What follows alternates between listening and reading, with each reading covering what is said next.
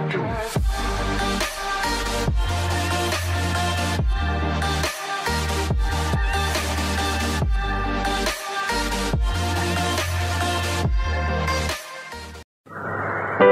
Tuhan, Shalom Bapak Ibu yang diberkati Tuhan.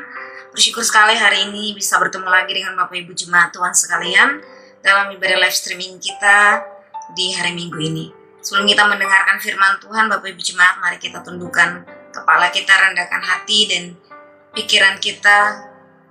Kita mau datang kepada Tuhan dalam doa. Kita berdoa. Tuhan, kami mengucap syukur atas kasih dan kebaikan-Mu yang luar biasa kami rasakan di hari-hari hidup kami ini. Sungguh Tuhan, kalau ada hari ini dan kami Tuhan masih bisa menikmatinya dengan kekuatan dan kesehatan, itu semua karena anugerah-Mu. Dan sungguh Tuhan, kalau hari ini masih ada bagi kami bersyukur karena itu artinya Tuhan kasih kami kesempatan untuk memperbaiki diri, supaya ketika kelak Tuhan, ketika Tuhan panggil kami sudah siap untuk bertemu dengan Tuhan. Terima kasih Bapa di sorga, berkati firman-Mu, berkati hati dan pikiran kami, dan berkati juga hamba-Mu, agar kami semua siap Tuhan untuk diberkati oleh firman-Mu. Dalam nama Yesus kami berdoa, haleluya, amin. Puji Tuhan Bapak Ibu Saudara, sekali lagi Shalom. Saya bersyukur hari ini dipercayakan kembali untuk menyampaikan kebenaran firman Tuhan. Saya percaya bahwa baik saya maupun Bapak Ibu Saudara, kita semua sama-sama belajar bagaimana untuk mengenal kehendak Tuhan, agar hidup kita di hari-hari yang jahat ini semakin hari semakin dapat mengerti manakah kehendak Allah, sehingga hidup kita, langkah-langkah hidup ini semakin hari semakin teguh dan kuat untuk berjalan di jalannya Tuhan. Bapak Ibu Saudara, Bapak Ibu Saudara yang diberkati Tuhan, saya ingin berbicara pada kesempatan ini tentang hari-hari yang sedang kita alami di beberapa minggu ini, dan ini merupakan sebuah perenungan dari apa yang terjadi di awal tahun 2021 ini, Bapak Ibu Jemaat Tuhan.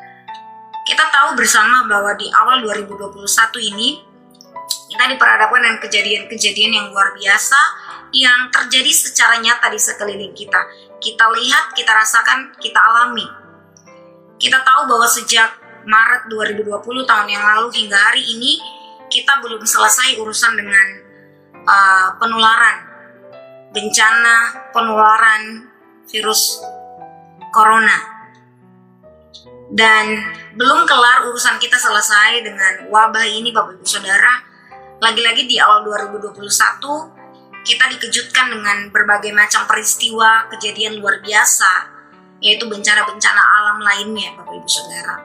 Menurut data yang saya baca, bahwa sejak 1 Januari hingga 27 Januari di Indonesia telah terjadi banjir di 148 titik di seluruh Indonesia. Kemudian gempa bumi kita tahu terjadi di Majene dan Mamuju, angin puting beliung, tanah longsor yang cukup parah di beberapa daerah di Jawa, kemudian erupsi gunung berapi, gelombang pasang abrasi, dan yang baru-baru ini, bahkan mungkin hari ini masih ada yang merasakan dampaknya, yaitu karena cuaca yang buruk terjadi di Jakarta dan daerah sekitarnya, mengakibatkan terjadinya banjir, Bapak Ibu Saudara. Intinya bahwa segala bencana yang terjadi itu menyebabkan kita sebagai manusia sangat dirugikan, Bapak Ibu Jemaat Tuhan. Kita mengalami kerugian material, bahkan di daerah lain mereka sampai mengalami yang namanya kehilangan atau kerugian nyawa, Bapak Ibu Saudara.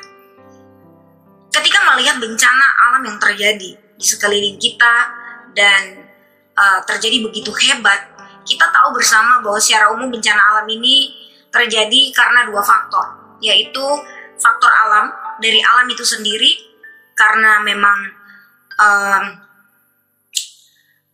proses alam sehingga dia terjadi. Tapi kedua yang tidak kalah penting adalah karena perbuatan dan sikap-sikap manusia yang menyebabkan sehingga terjadinya bencana tersebut. Itu secara umum, Bapak Ibu Saudara. Nah, bagaimana cara pandang Alkitab memandang setiap bencana yang terjadi, yang juga dicatat dalam Alkitab? menurut perspektif Alkitab, bencana itu terjadi dengan memiliki kurang lebih saya temukan ada dua arti. Yang pertama, yaitu bencana alam itu merupakan sebuah peringatan. Merupakan sebuah peringatan dan hukuman atas manusia. Bapak Ibu Saudara, kita tahu contohnya ketika Kejadian pasal 6 yang menceritakan kisah Nuh. Kita tahu ini adalah kisah di mana Tuhan menghukum manusia yang hidup pada zaman Nuh oleh karena kejahatan mereka di dalam Kejadian pasal yang ke-6. Bapak Ibu Saudara, kita tahu bahwa Kejadian pasal 6 ini menceritakan sebuah peristiwa yang luar biasa hebatnya, yaitu air bah yang sangat besar, hujan tidak berhenti turun selama 150 hari Bapak Ibu Saudara, dan begitu hebatnya selama 40 hari maksud saya, dan air itu berada hampir 150 hari Bapak Ibu Saudara ya, dan itu menyebabkan manusia dan seluruh makhluk hidup lainnya mati dan habis binasa Bapak Ibu Saudara. Kenapa hal ini terjadi? Nah, kita menceritakan bahwa karena kejahatan manusia. Dan di dalam Kejadian pasal 6 ayat yang ke-5 sampai ayat yang ke-6 diceritakan di sana bahwa alasan Tuhan memberikan hukuman berupa air bah ini, berupa bencana besar ini, tidak lain dan tidak bukan karena kejahatan manusia. Yang dilihat Tuhan itu semakin hari semakin besar. Dan bahkan kita menuliskan bahwa hati Tuhan menyesal menjadikan manusia itu sebagai ciptaannya, menunjukkan bahwa kejahatan yang manusia lakukan pada masa itu bukanlah sebuah kejahatan yang kecil, tetapi melainkan sebuah kejahatan yang sudah sistematis dan masif mereka lakukan. Sehingga kita mencatat bahwa tidak ada orang lain yang hidup benar hanya selain Nuh yang mendapatkan perhatian Tuhan saat itu. Itu yang pertama Bapak Ibu Jemaat Tuhan. Yang kedua, bencana yang terjadi di sekeliling kita ini juga bisa berarti tanda dari akhir zaman Bapak Ibu Saudara. Ketika berbicara tentang akhir zaman, berbicara tentang sesuatu yang sifatnya eskatologis, kita lihat contohnya di dalam Matius 24 ayat 3. Kita tahu di situ murid-murid Tuhan bertanya kepada Yesus, "Guru, apakah tanda kedatanganmu dan tanda kesudahan dunia?" Yang perlu kita perhatikan adalah di dalam ayat itu murid-murid bertanya kepada Tuhan Yesus bahwa apakah tanda kedatangan Tuhan dan tanda kesudahan dunia? Apa tanda kedatangan Yesus dan tanda berakhirnya dunia ini? Yesus menjawab dalam ayat yang ke-7 Bapak Ibu Saudara.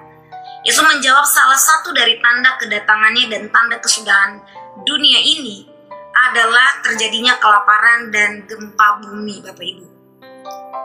Kemudian di dalam Lukas 21 ayat 11 di sana juga masih dalam topik yang sama tentang tanda kedatangan anak manusia.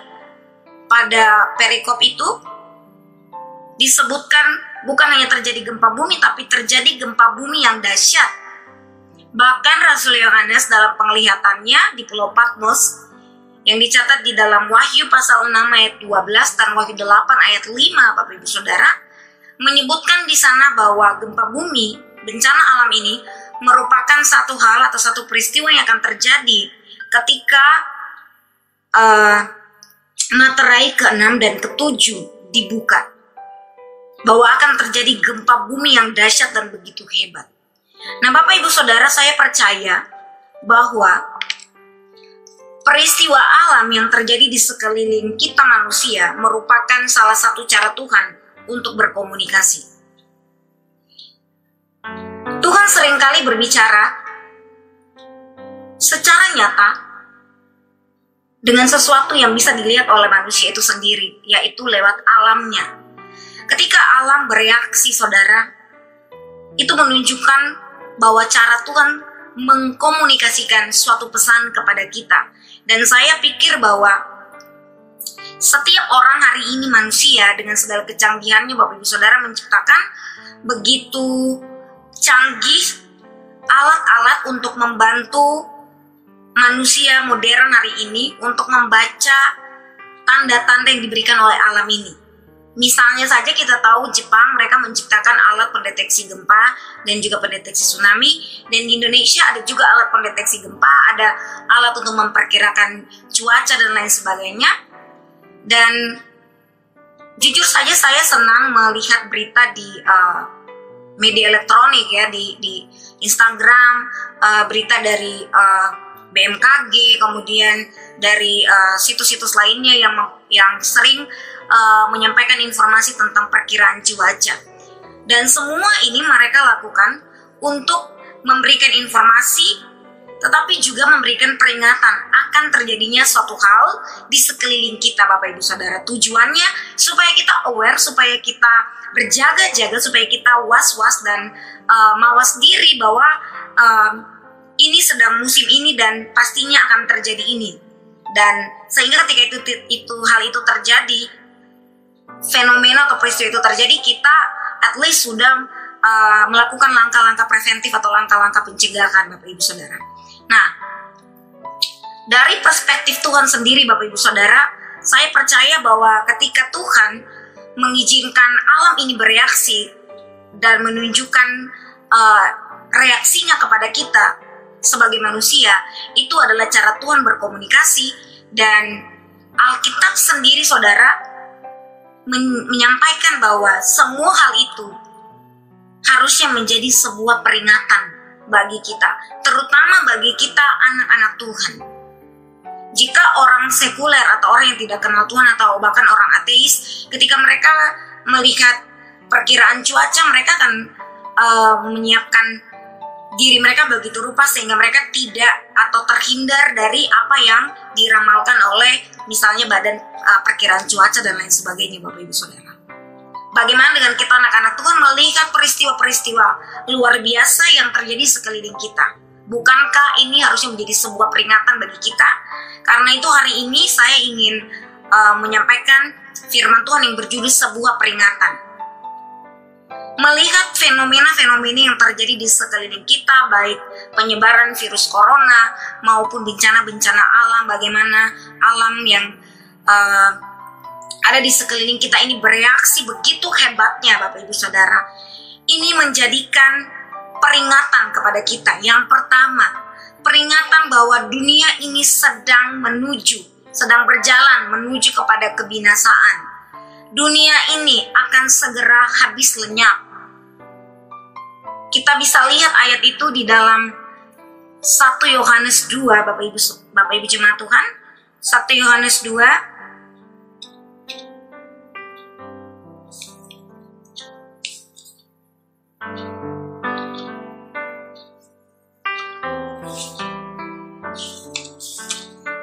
1 Yohanes 2 ayat yang ke-16.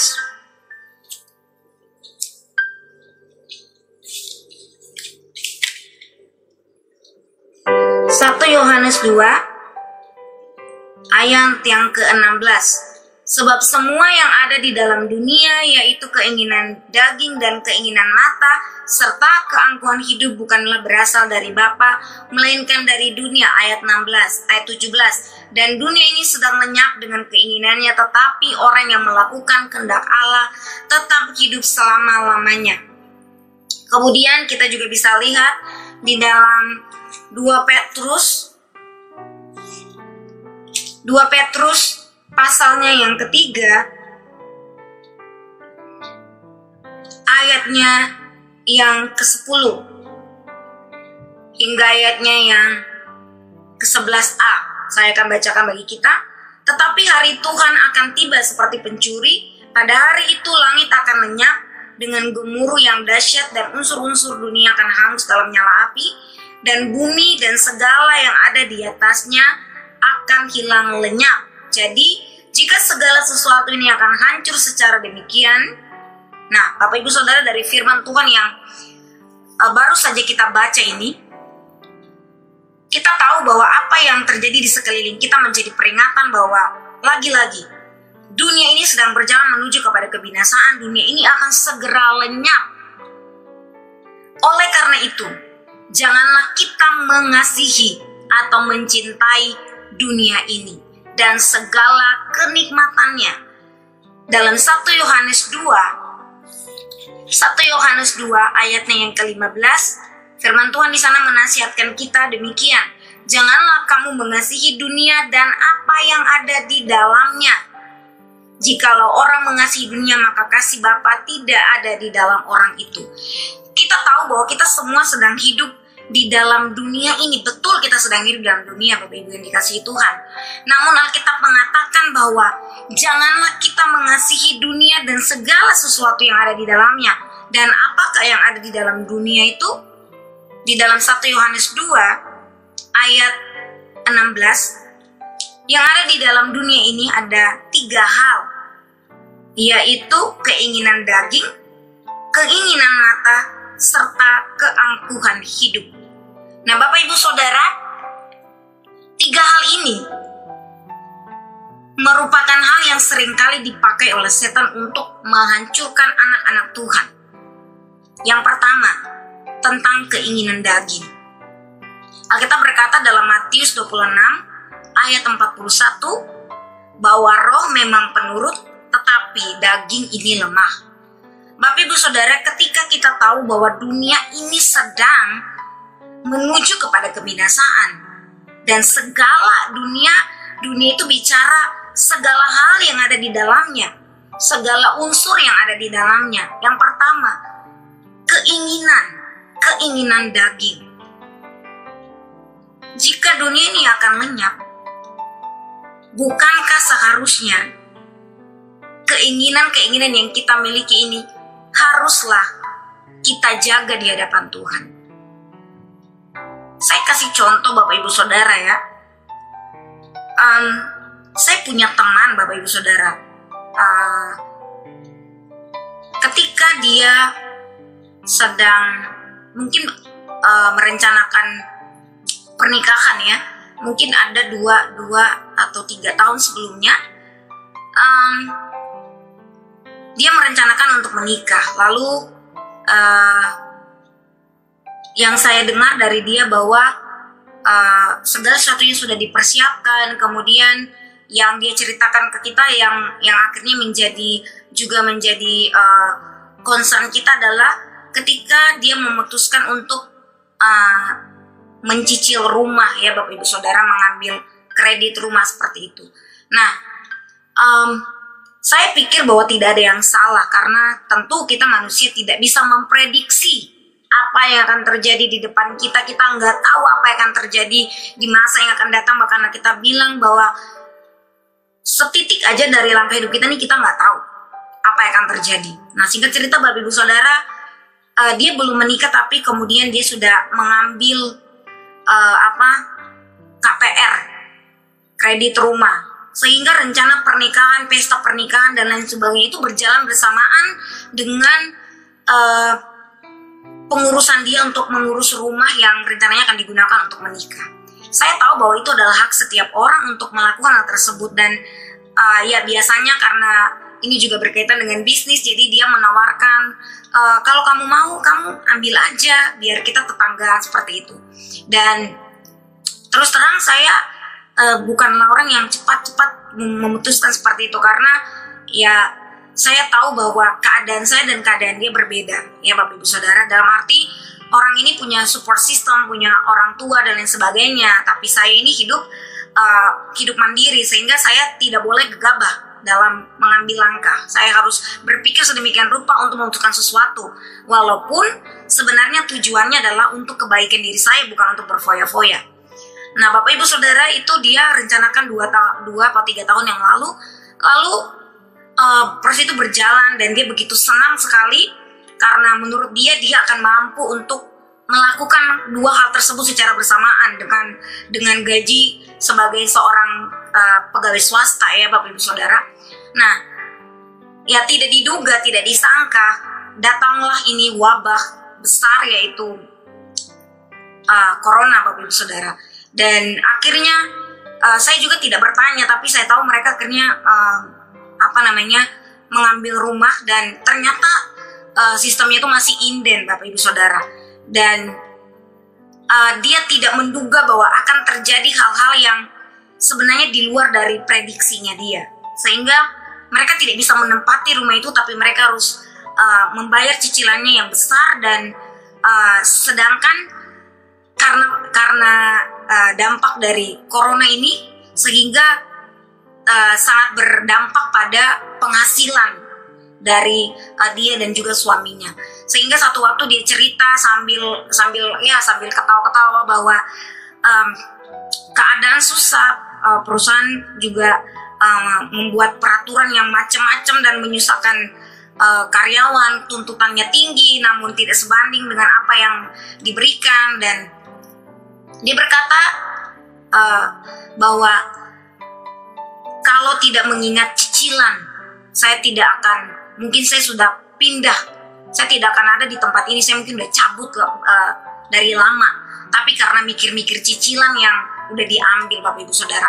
Waktu itu saya tidak mau menghakimi, tapi saya berpikir dalam hati saya dan saya bersyukur bahwa beberapa teman pernah menawarkan saya untuk mengambil rumah supaya kita bisa bertetangga, demikian ya, supaya kita bisa bertetangga, supaya bisa lebih kompak lagi sebagai teman dari satu tempat kerja yang sama begitu. Dan saya bersyukur bahwa saya tidak mengambil. Kenapa, Bapak Ibu Saudara? Karena saya pada akhirnya melihat keadaan yang sekarang ini sedang diperhadapkan dengan kami sebagai karyawan pegawai swasta yang begitu rupa mengalami dampak dari corona ini. Dan saya bersyukur karena saya tidak gegabah menuruti keinginan daging saya, Bapak Ibu Saudara. Sebagai manusia tentu tidak ada yang salah, tetapi saya tahu bahwa keterlambatan itu bukan berarti kegagalan. Tetapi kadangkala Tuhan menuntun kita supaya kita bertindak hati-hati dan kita nantinya tidak dibikin susah oleh hal yang salah yang kita lakukan semata-mata hanya karena menuruti keinginan daging. Zaman sudah susah seperti ini, Bapak Ibu Saudara. Kalau mengikuti keinginan daging, kita akan menyusahkan diri kita sendiri. Karena itu jika roh kita penurut, satu hal yang harus kita waspadai bahwa kita memiliki keinginan daging yang masih kita gumuli sampai hari ini. Dan keinginan daging ini bicara tentang amarah, bicara di dalam Galatia 5 pasalnya. Kita lihat sama-sama Galatia 5, Bapak Ibu Saudara. Galatia 5 ayatnya yang ke 19. Keinginan daging itu bicara tentang kecemaran, tentang percabulan, tentang hawa nafsu, tentang penyembahan berhala, tentang sihir, tentang perseteruan, tentang perselisihan, tentang iri hati, tentang amarah, tentang kepentingan diri sendiri, tentang percideraan, tentang roh pemecah, tentang kedengkian, kemabukan, pesta pora, dan sebagainya. Ini adalah hal-hal yang perlu kita waspadai. Dan kita semua bergumul dengan hal ini. Zaman sudah susah begini, kalau kita masih mau menuruti keinginan daging kita, masih menuruti untuk marah, untuk memuaskan hawa nafsu dengan menghambur-hamburkan uang dan lain sebagainya, Bapak Ibu Saudara, kita perlu berpikir begitu rupa. Apakah kita akan diuntungkan dari semua hal itu atau justru malah dirugikan, Bapak Ibu Saudara? Lalu yang berikutnya Alkitab juga menuliskan bahwa keinginan mata. Dalam Pengkhotbah 1 ayat 8, firman Tuhan berkata bahwa mata manusia itu tidak akan pernah puas. Karena itu di zaman yang sedang sulit-sulitnya ini, di mana kita tahu bahwa dunia ini kan sedang berjalan menuju pada kesudahannya, Bapak Ibu Saudara. Bukankah kita harus lebih menjaga mata kita, keinginan mata? Apa yang kita lihat dengan mata kita, jangan buru-buru kita inginkan. Jangan buru-buru kita menginginkan sesuatu, melakukan sesuatu hanya karena mata kita tertarik untuk hal tersebut.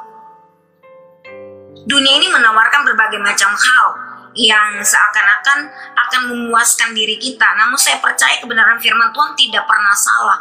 Ketika yang kita urusi hanyalah keinginan mata, maka kita tidak akan pernah dipuaskan. Dan yang berikutnya yang akan lenyap bersama dengan dunia ini adalah kesombongan, Bapak Ibu Saudara. Kita perlu bergumul dengan kesombongan dan ego dari diri kita masing-masing. Merasa lebih hebat, merasa tidak membutuhkan Tuhan. Padahal ini adalah waktu yang sulit. Padahal ini adalah waktu yang diperingatkan Tuhan bahwa akan segera berakhir, akan berakhir dan akan menuju pada kesudahannya. Tetapi karena kita punya ego, kita tidak mau tunduk pada kehendak Tuhan. Kita tidak mau bergereja dengan baik dan berjemaat dengan baik. Ini juga ada satu hal yang ditentang Tuhan, Bapak Ibu jemaat Tuhan. Karena dalam Yakobus 4 ayat 6 firman Tuhan berkata, sesungguhnya Allah itu menentang orang-orang yang congkak, orang-orang yang sombong. Bapak Ibu Saudara, kita lihat contohnya Nuh. 2 Petrus 2 ayat 5 berkata menceritakan Nuh, seorang yang memberitakan kebenaran. Dia memberitakan kepada orang-orang yang hidup pada zamannya itu bahwa mereka harus bertobat karena Tuhan akan sebentar lagi menghukum dunia dengan air bah. Tetapi yang terjadi adalah dalam kurun waktu yang cukup lama ketika Nuh diperintahkan Tuhan untuk memberitakan kebenaran itu supaya bukan hanya Nuh yang selamat tetapi juga orang-orang di sekelilingnya selamat. Yang justru terjadi adalah orang-orang tersebut tidak tanggap dengan berita tersebut. Kalau hari ini Bapak Ibu Saudara, firman Tuhan memperingatkan kita bahwa dunia ini sedang menuju kepada kebinasaan. Oleh karena itu jangan cintai apa yang bersifat duniawi, yaitu keinginan daging, keinginan mata, dan keangkuhan hidup. Biarlah kita menjadi orang-orang yang tanggap dan responi dengan tepat firman Tuhan bahwa kita tidak boleh menjadi serupa dengan dunia ini, tapi berubah oleh pembaharuan akal budi. Roma 12 ayat 2. Berubah oleh pembaharuan budimu.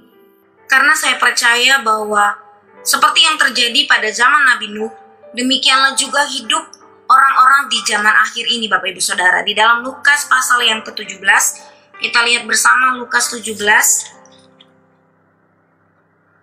ayatnya yang ke-26 hingga ayatnya yang ke-27.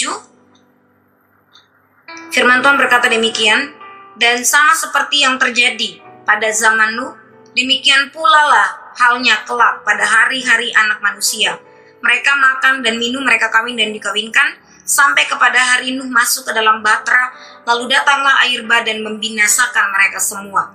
Dari sini kita belajar bahwa ketika Nuh pemberita kebenaran itu memberikan peringatan Tuhan yang disampaikannya kepada orang di sekeliling mereka, di sekelilingnya, mereka tidak merespon pemberitaan itu dengan sikap yang tepat. Mereka tidak, mungkin saat itu mereka menganggap bahwa Nuh memberitakan hal-hal yang omong kosong, karena dunia pada saat itu tidak mungkin lenyap, tidak mungkin akan terjadi peristiwa yang Nuh beritakan, karena sebelumnya tidak pernah terjadi, Bapak Ibu Saudara. Yang pertama, kita lihat di sini ada satu sikap yang salah. Ketika melihat tanda peringatan dari Tuhan, orang tidak mau peduli. Mereka melakukan aktivitas biasanya, ya makan, minum, hidup hura-hura dan lain sebagainya. Meskipun Alkitab berkata bahwa walaupun kita hidup di dunia, tapi kita jangan jadi sama seperti dunia ini, seperti gaya hidup duniawi yang orang-orang ini hidupi. Karena itu Bapak Ibu Saudara, zaman ini terjadi lagi di hari ini. Ketika hal yang pertama Tuhan memperingatkan kita bahwa dunia ini sedang menuju kebinasaan. Mari kita tinggalkan cinta akan dunia. Dan 3 hal tadi yang saya sudah sampaikan, yaitu keinginan daging, keinginan mata, dan keangkuhan hidup. Tetapi berubahlah oleh pembaharuan budi, supaya kita bisa mengerti kehendak Allah. Dan kehendak Allah itu bukan bicara tentang hal yang baik saja, tetapi kehendak Allah di sini juga adalah hikmat yang akan menuntun kita, supaya di waktu-waktu yang sulit kita tahu apa yang kita lakukan pada keadaan yang tepat. Tindakan yang tepat pada keadaan yang tepat. Dan tidak kita salah melangkah, Bapak Ibu Saudara. Yang kedua, Bapak Ibu yang diberkati Tuhan, semua ini menjadi peringatan bahwa tidak ada tempat perlindungan yang aman selain di dalam Tuhan. Mazmur 37 ayat 39, firman Tuhan berkata, Mazmur 37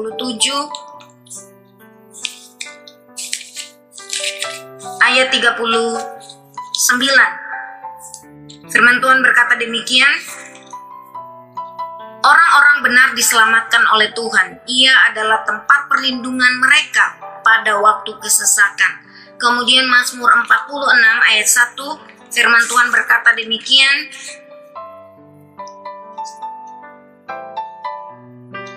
Ayat 1 hingga ayat yang kedua, firman Tuhan berkata, saya bacakan ayat yang kedua. Allah itu bagi kita tempat perlindungan dan kekuatan, sebagai penolong dalam kesesakan sangat terbukti. Firman Tuhan di sini meneguhkan kita lagi bahwa Tuhan adalah satu-satunya tempat perlindungan yang aman. Tuhan tempat perlindungan dan kekuatan. Dia adalah penolong di dalam kesesakan yang teruji dan terbukti. Kemudian Bapak Ibu Saudara, di dalam Nahum, di dalam kitab Nahum pasal yang pertama ayatnya yang ke-7, firman Tuhan berkata, Tuhan itu baik. Ia adalah tempat pengungsian pada waktu kesusahan. Ia mengenal orang-orang yang berlindung kepadanya. Dalam masa yang sukar ini, ketika kita diperingatkan oleh terjadinya berbagai macam bencana yang hari ini kita alami dan mungkin kita tidak tahu apa lagi yang akan terjadi di depan kita, menjadi peringatan bahwa tidak ada perlindungan yang aman selain di dalam Tuhan itu sendiri, selain di dalam Yesus Kristus yang kita kenal.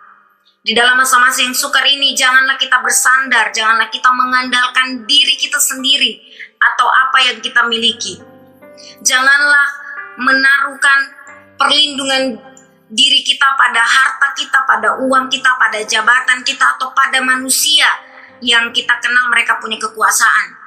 Karena semua hal itu tidak bisa menjamin keselamatan kita, tidak bisa menjamin pertolongan kita. Alkitab berkata bahwa Tuhan mengutuk orang yang mengandalkan manusia, yang mengandalkan diri sendiri. Yeremia 17 ayat 5. Tetapi ia memberkati orang yang mengandalkannya. Ketika masa-masa yang sulit ini, saya ingin agar setiap kita, baik saya maupun Bapak Ibu Jemaat Tuhan, kita melihat bahwa ini adalah waktu-waktu terbaik, waktu-waktu berharga, waktu-waktu yang sangat genting dan teramat penting, yang bisa kita gunakan untuk membawa diri kita ini semakin dekat kepada Tuhan, semakin bersandar dan bergantung pada kasih karunia Allah. Di dalam contoh yang tadi kita bahas tentang Nuh, Bapak Ibu Saudara, Nuh dalam kisah Kejadian pasal yang ke-6 diceritakan tentang air bah yang besar itu. Kita tahu di sana bahwa pahlawannya bukanlah Nuh, tetapi pahlawannya adalah Tuhan. Dan Nuh itu mendapat kasih karunia. Kita berkata, Nuh mendapat kasih karunia Allah. Pastikan bahwa engkau dan keluargamu adalah orang-orang yang akan mendapat kasih karunia Allah. Dan orang-orang yang mendapat kasih karunia Allah bukanlah orang-orang yang sembarang, tetapi orang-orang yang hidupnya datang dan bergantung sepenuhnya kepada Tuhan. Walaupun kita memiliki uang, walaupun kita memiliki harta, tapi letak perlindungan kita, letak pengharapan kita, jangan kita taruhkan kepada hal tersebut, tetapi sejatinya adalah kita letakkan hanya kepada Dia, satu-satunya penolong di dalam kesesakan yang teruji dan terbukti. Daud, ketika dia mengalami kesesakan yang luar biasa, Bapak Ibu Jemaat yang dikasihi Tuhan, ketika dalam satu peristiwa, ketika Daud dan orang-orang yang ikut bersama dia juga diserang, Alkitab menuliskan bahwa di dalam kesesakan Daud berseru kepada Tuhan. Dia menguatkan hatinya kepada Tuhan. Ia percaya kepada Tuhan, ia mengandalkan Tuhan, dan Tuhan meluputkan dia. Tuhan mengatasi persoalan yang dia hadapi, Bapak Ibu Jemaat yang dikasihi Tuhan. Karena itu Bapak Ibu Jemaat yang diberkati Tuhan, itu poin kedua. Dan yang ketiga, yang terakhir, Bapak Ibu yang diberkati Tuhan, ini merupakan peringatan kepada kita. Setiap kita harus memelihara iman yang benar dan hidup di dalam kekudusan. Kita baca sekali lagi 2 Petrus pasal 3. 2 Petrus pasalnya yang ketiga.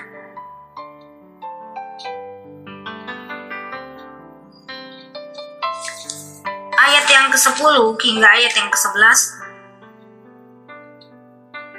Tetapi hari Tuhan akan tiba seperti pencuri. Pada hari itu langit akan lenyap dengan gemuruh yang dahsyat, dan unsur-unsur dunia akan hangus dalam nyala api, dan bumi dan segala yang ada di atasnya akan hilang lenyap.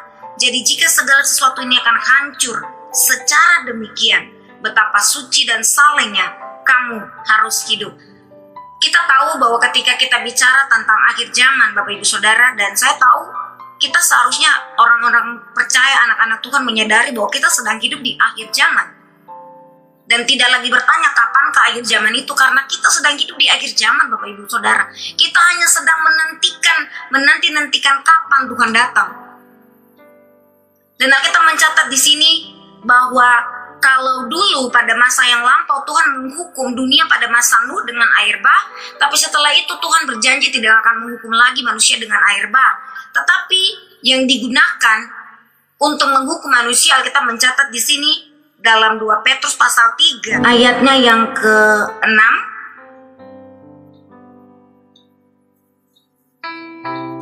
hingga ayat yang ke-7, dan bahwa oleh air itu bumi yang dahulu telah binasa dimusnahkan oleh air bah, tetapi oleh firman itu juga langit dan bumi yang sekarang terpelihara dari api dan disimpan untuk hari penghakiman dan kebinasan orang-orang fasik. Ayat yang ke-10 menegaskan penghukuman Tuhan, Bapak Ibu Saudara, bahwa pada hari itu langit akan lenyap dengan gemuruh yang dahsyat, dan unsur-unsur dunia akan hangus dalam nyala api, dan bumi dan segala yang ada di atasnya akan hilang lenyap. Firman Tuhan menegaskan bahwa Tuhan tidak menghukum lagi manusia dengan air bah, tetapi penghukuman Tuhan di akhir zaman nanti, di akhir zaman pada waktunya nanti, Bapak Ibu Saudara, adalah menghukum dengan api. Karena itu Alkitab menuliskan, perhatikanlah bahwa kamu perlu untuk hidup dalam kesucian dan kesalehan. Artinya hidup dalam kekudusan. Berikutnya Bapak Ibu Saudara, kita juga melihat bahwa penghukuman Tuhan kenapa belum terjadi? Kenapa itu belum terjadi? Kita tahu bahwa Tuhan itu Allah yang panjang sabar. Walaupun tadi saya mengatakan bahwa kita sedang hidup di akhir zaman, dan bagi orang yang suka menghujat firman Tuhan, mereka kan berkata dari dulu kala saya sudah dengar itu bahwa ini akhir zaman dan tidak terjadi sesuatu. Tapi Alkitab mau berkata kepada kita seperti ini, Bapak Ibu Saudara, di dalam 2 Petrus 3 tadi ayat yang ke-9, firman Tuhan berkata seperti ini. Tuhan tidak lalai menepati janjinya, sekalipun ada orang yang menganggapnya sebagai kelalaian, tetapi ia sabar terhadap kamu, karena ia menghendaki supaya jangan ada yang binasa, melainkan supaya semua orang berbalik dan bertobat. Kalau hari ini Tuhan masih memberikan peringatannya, Alkitab menuliskan, bukan karena firman Tuhan itu gagal dan firman Tuhan itu salah. Karena saya pribadi percaya firman Tuhan tidak pernah salah dan tidak pernah gagal. Segala sesuatu, Alkitab berkata, segala sesuatu yang diucapkan dari mulut Allah, yaitu firman Allah, itu tidak pernah gagal dan tidak pernah salah. Dia akan keluar, yang sudah keluar itu akan melaksanakan apa yang telah terucapkan. Karena itu ketika Tuhan berkata bahwa dia tidak lagi menghukum manusia dengan air, tetapi penghukumannya adalah api, namun itu masih ditangguhkan, masih sepertinya masih ditahan untuk sementara waktu. Kenapa? Karena kita menuliskan bukan karena Tuhan lalai. Karena itu alangkah bijaknya untuk kita ketika mendengar firman Tuhan ini dan kita tidak berkata atau meresponnya. Dari dulu juga sudah sampaikan bahwa ini akhir zaman, tapi nggak terjadi apa-apa, Bapak Ibu Saudara. Semua hal yang tadi saya sudah sebutkan di awal, bencana-bencana yang mengguncang kita hari-hari ini, itu harusnya membuka mata kita. Yang sederhana seperti itu ya, bisa membuat kita kehilangan nyawa dan bisa berakhir kapan aja, apalagi yang akan terjadi di depan, yaitu hari Tuhan yang kita tidak tahu dia akan kapan tiba, dan akan dipakai api untuk menghancurkan atau melenyapkan dan memurnikan bumi ini, Bapak Ibu Saudara. Alkitab berkata, karena itu Tuhan tidak lalai, tetapi yang Tuhan inginkan adalah supaya kita bertobat, hidup kudus, hidup suci dalam perkataan, dalam pikiran. Pikirkanlah apa yang baik, pikirkanlah apa yang kudus, karena itulah yang dikehendaki Tuhan. Dan Alkitab juga berkata di dalam Wahyu 22 ayat 11. Firman Tuhan berkata, Wahyu 22 ayat 11.